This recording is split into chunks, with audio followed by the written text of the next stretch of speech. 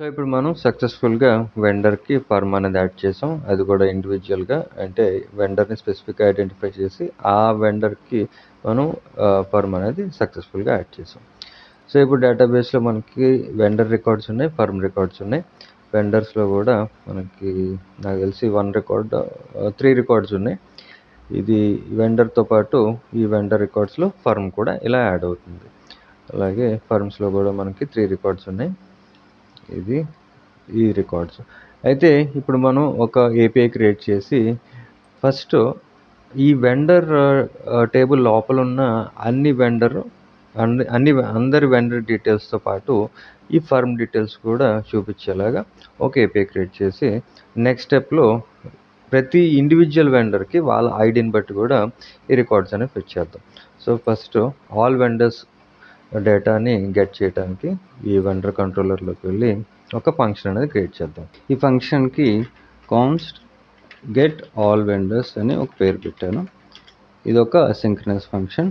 So async request response, ఇది ఒక arrow function కాబట్టి యారో ఇచ్చి బాడీ లోపల ఫస్ట్ ఒక ప్రామిస్ తీసుకొని ట్రై క్యాచ్ బ్లాక్లో ఒక ప్రామిస్ తీసుకొని ట్రై బ్లాక్ లోపల ఫస్ట్ మనం ఈ వెండర్ మోడల్ నుంచి రికార్డ్స్ అనేవి గెట్ చేస్తున్నాం కదా.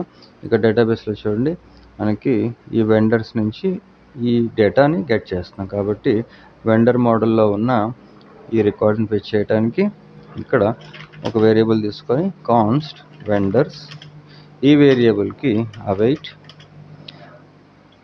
వెండర్ డాట్ ఈ ఫైండ్ అనే మెథడ్ని యూజ్ చేసి తర్వాత చూడండి మనం ఈ వెండర్ మెథడ్తో ఈ వెండర్ లోపల ఉన్న డాక్యుమెంట్స్తో పాటు, అంటే వెండర్ రికార్డ్స్తో పాటు ఈ వెండర్ రికార్డ్స్ లోపల ఉన్న ఫర్మ్ రికార్డ్స్ని కూడా మనం గెట్ చేసి చూపించాలనుకుంటున్నాం. కాబట్టి ఇక్కడ పాపులేట్ మెథడ్ యూజ్ చేస్తే పాపులేట్ ఈ మెథడ్ ద్వారా మనం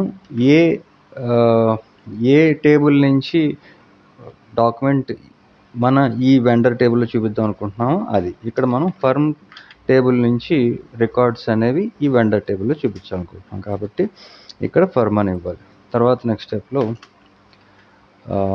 రెస్పాన్స్ డాట్ జేసన్ ఫార్మేట్లో మనం ఈ వెండర్ రికార్డ్స్ని ఇలా ఆబ్జెక్ట్లో చూపిస్తాం.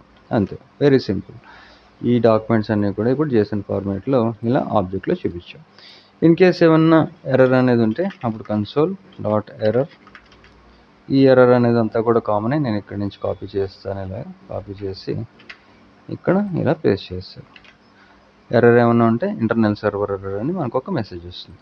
సో నెక్స్ట్ స్టెప్లో మనం ఈ ఫంక్షన్ని ఎక్స్పోర్ట్ చేయాలి కాబట్టి గెట్ ఆల్ వెండర్స్, దీన్ని ఇలా ఎక్స్పోర్ట్ చేసాం.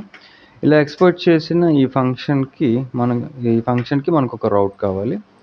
సో రౌట్ క్రియేట్ చేయడానికి రౌట్స్ ఫోల్డర్ లోపల ఈ వెండర్కి సంబంధించిన రౌట్స్ అన్నీ ఈ వెండర్ రౌట్స్ అనే ఫైల్లో ఉంది కాబట్టి ఈ ఫైల్లోకి వెళ్ళి సేమ్ మళ్ళీ రౌటర్ డాట్ గెట్, ఎందుకంటే ఇక్కడ మనం రికార్డ్స్ అనేవి ఫెచ్ చేస్తున్నాం, అంటే గెట్ చేసి చూపిస్తున్నాం కాబట్టి ఇక్కడ గెట్ మెథడ్ వాడాం.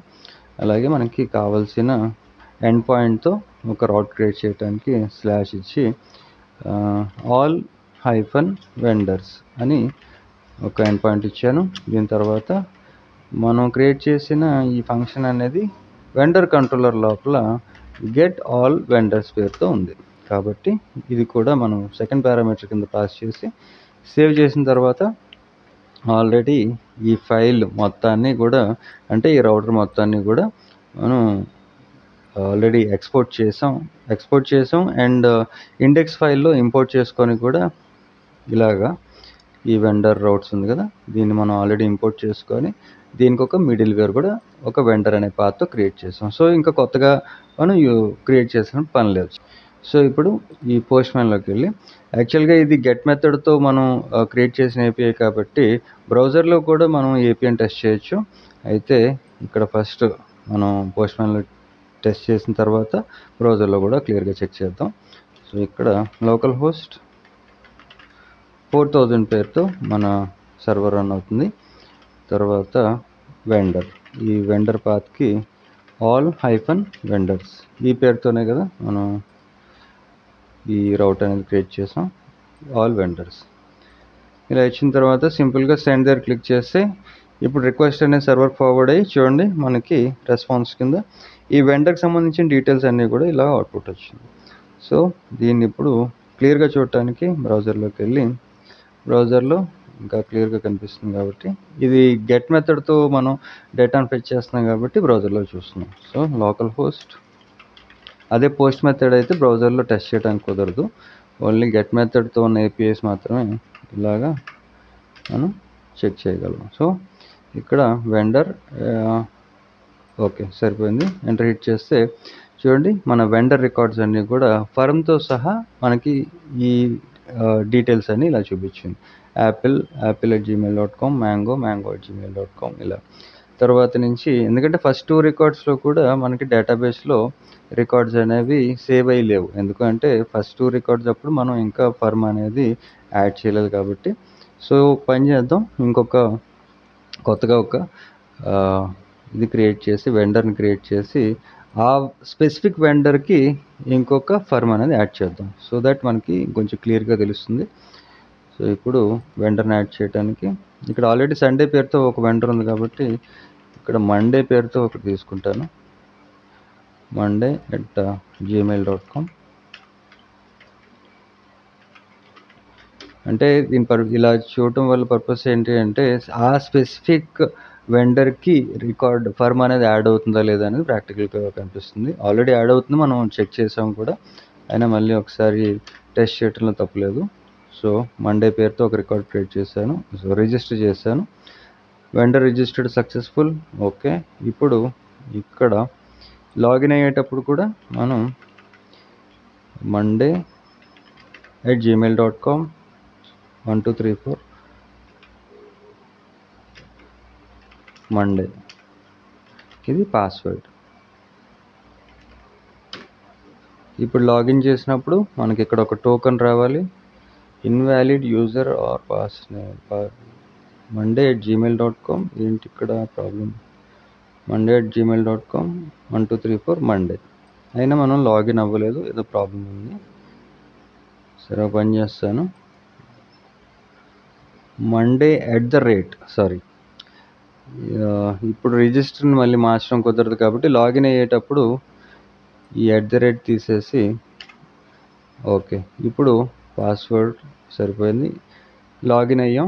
లాగిన్ అయిన తర్వాత టోకెన్ వచ్చింది, ఈ టోకెన్ని ఇక్కడి నుంచి కాపీ చేసి, అంటే ఇప్పుడు ఈ మండే అనే ఈ వెండర్లోకి మాత్రమే మనం ఫర్మ్ అనేది యాడ్ చేస్తున్నాం కాబట్టి ఇక్కడ ఈ హెడర్స్లో ఈ టోకెన్ ప్లేస్లో మనం కాపీ చేసిన టోకెన్ ఇక్కడ పేస్ట్ చేసి ఇక్కడ ఈ బాడీ లోపల ఇప్పుడు ఈ మండే అనే వెండర్కి నేను ఒక ఫర్మ్ని యాడ్ చేస్తున్నాను. ఫర్ ఎగ్జాంపుల్ ఈ మండే వెండర్కి ఆకాష్ అని ఒక హోటల్ ఉందనుకున్నాం, ఆకాష్ రెస్టారెంట్. ఓకే, ఇది ఎక్కడుంది, ఫర్ ఎగ్జాంపుల్ గచ్చిబౌలి అనే ఏరియాలో ఉంది. ఓకే, కేటగిరీస్ ఇవన్నీ యాజ్ ఇట్ ఈజ్ ఉంచేద్దాం. ఓకే, ఇంకొక కేటగిరీ రీజన్ యాడ్ చేద్దాం, చైనీస్ అని కూడా యాడ్ చేశాను. 50% ఆఫ్, 20% ఆఫ్ ఇద్దాం. అయితే ఇక్కడ మనకి ఇమేజెస్ యాడ్ అవ్వట్లేదు, మన రికార్డ్స్లో యాడ్ అవుతాయి కానీ దానికి యాడ్ చేసేటప్పుడు మనం మల్టర్ అనే ప్యాకేజ్ యూజ్ చేసాం కాబట్టి ఇక్కడ చూడండి ఈ ఫర్మ్ కంట్రోలర్లో ఇమేజెస్కి మనం మల్టర్ అని ప్యాకేజ్ యూజ్ చేసాం. ఇది యూజ్ చేసినప్పుడు ఏంటంటే స్పెసిఫిక్గా మనం ఇమేజ్ అనేది అప్లోడ్ చేయాలి, అప్పుడు మాత్రమే ఇమేజెస్ అనేది రికార్డ్స్లో ఇలాగా ఇక్కడ యాడ్ అవుతాయి. ప్రజెంట్ మనం యాడ్ చేయలేదు, అయినా యాడ్ చేసి చూపిస్తాను. అందాక ఇప్పుడు ఈ రికార్డ్ అనేది యాడ్ చేసి ఒకసారి టెస్ట్ చేద్దాం. సో యాడ్ ఫర్మ్కి ఆకాష్ అనే రెస్టారెంట్, మండే అనే వెండర్కి యాడ్ చేసాం, సెండ్ చేస్తే ఓకే ఫర్మ్ యాడెడ్ సక్సెస్ఫుల్లీ. రికార్డ్లోకి వెళ్ళిన తర్వాత ఇప్పుడు ఇక్కడ ఒకసారి చూద్దాం. చూడండి ఈ వెండర్స్ లోపల మనకి ప్రస్తుతానికి ఈ సమ్ హోటల్ వరకు ఉంది కదా, రిఫ్రెష్ చేస్తే ఇక్కడ మనకి ఆకాష్ రెస్టారెంట్ కూడా యాడ్ అయ్యింది. ఓకే, ఈ మండే అనే వెండర్కి ఈ మండే అనే వెండర్ లోపలే యాడ్ అయింది, ఇది మనం గమనించాలి. ఓకే చూసారా, ఒకసారి రిఫ్రెష్ చేస్తాను. ఓకే, ఈ మండే అనే వెండర్కి మాత్రమే ఈ ఫర్మ్ యాడ్ అయ్యింది, ఈ ఆకాష్ అనే రెస్టారెంట్. మిగతా దాంట్లో ఏమీ లేదు. ఎందుకంటే ఇక్కడ చూడండి, ఈ సండేకి మాత్రం ఈ ఫర్మ్ వేరు, ఈ ప్యారడైజ్ అని ఆల్ఫా అని సండే అనే వెండర్కి 2 ఫర్మ్స్ యాడ్ చేసాం మనం. అది 3 ఫర్మ్స్ యాడ్ చేసాం. సమ్ హోటల్ అని ఒకటి, అలాగే ఆల్ఫా అని ఒకటి, అలాగే ప్యారడైజ్ అని ఒకటి. ఈ 3 హోటల్స్ కూడా, అంటే 3 ఫర్మ్స్ కూడా సండే పేరు మీద మనం యాడ్ చేసాం. అలాగే ఈ మండేకి మాత్రం ఒకటి యాడ్ చేసాం ఇప్పుడు ఫ్రెష్గా. కాబట్టి ఇలా స్పెసిఫిక్గా మనం వెండర్ని టార్గెట్ చేసి ఆ వెండర్కి టోకెన్ బేస్డ్ మీద ఫర్మ్ అనేది యాడ్ చేసి ఆ రికార్డ్స్ని ఇలాగా ఒక ఏపీఐ ద్వారా ఎండ్ పాయింట్తో మనం ఇలాగా రికార్డ్స్ అనేవి గెట్ చేసాం. సో ఇప్పుడు ఆల్ వెండర్స్ గెట్ చేసాం కదా, ఇండివిజువల్గా ఒక్కొక్క వెండర్ని వాళ్ళ ఐడిని బేస్ చేసుకొని కూడా వెండర్ డీటెయిల్స్ అనేది గెట్ చేద్దాం.